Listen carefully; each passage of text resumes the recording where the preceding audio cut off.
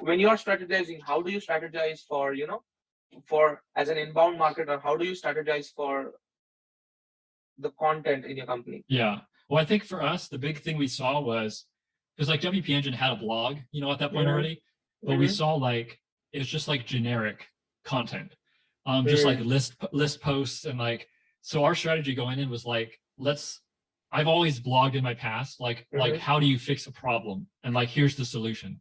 So like when we went in, we were like, let's do tutorials rather than just like a bunch of list posts. Because I mean, list posts are just like, I don't know. I hate list posts. Like it's just like spam to me almost.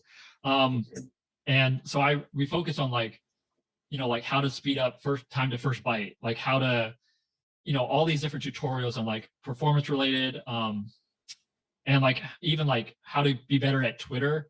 Like we figure like if we could get anybody who might sign up for Kinsta to hit our site, that was our goal. Like let's just do all the tutorials we can think of that would be like business owners and people that would benefit from Kinsta. And so there wasn't a lot of content that was not directly hosting related. Like our goal was to like drive as much traffic as we could to get people to see Kinsta, to like build the brand.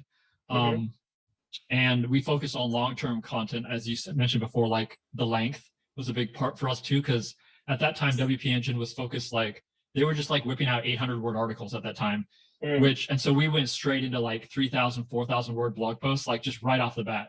And so that's all we did for years. And then we did the long like learn posts, which was, I think the SEO one we did was like, it's like 40,000 words.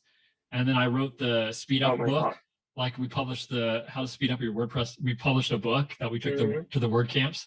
So that was, I don't know how many words that was. It's a whole book, but it was, yeah, length and tutorials was like a huge, huge thing for us. Like fixing someone's problem, I guess, is what I would say. Like